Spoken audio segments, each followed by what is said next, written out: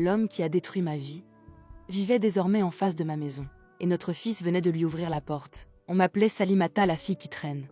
Dans le quartier, mon nom circulait plus vite que la vérité. Je sortais beaucoup, parfois sans prévenir mes parents, parfois sans leur permission. Et ça suffisait pour me condamner. Aux yeux des gens, j'étais déjà perdue.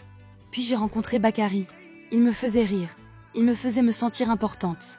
Avec lui, j'avais l'impression d'exister enfin. Mais Bakary avait un autre visage.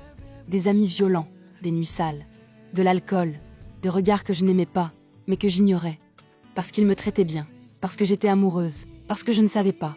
Ce soir-là, je suis venue le chercher. Ses amis étaient là. La musique forte, les bouteilles vides, les rires lourds. Après ça, ma mémoire se coupe en morceaux. Je me souviens seulement de leurs mains, de leur voix, de mon corps qui ne m'appartenait plus. Ils m'ont violée, ils m'ont filmée, et ils ont partagé la vidéo. Le lendemain, je n'étais plus Salimata. J'étais une sextape. Quand mes parents ont vu la vidéo, ils n'ont pas demandé si j'allais bien. Ils ont dit que j'avais sali la famille.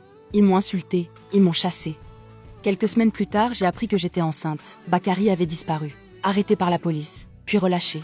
Et moi, abandonnée. Je suis partie loin, très loin. Changer de ville, changer de vie, faire comme si le passé pouvait mourir. 9 mois plus tard, j'ai mis au monde un garçon.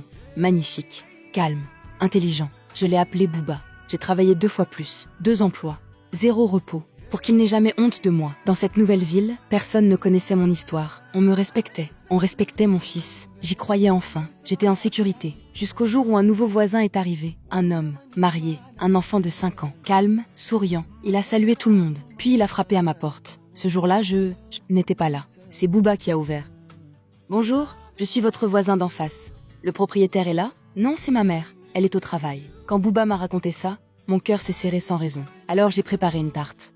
Par politesse, par gentillesse. Quand j'ai frappé chez lui, la porte s'est ouverte. Et Bakary était devant moi.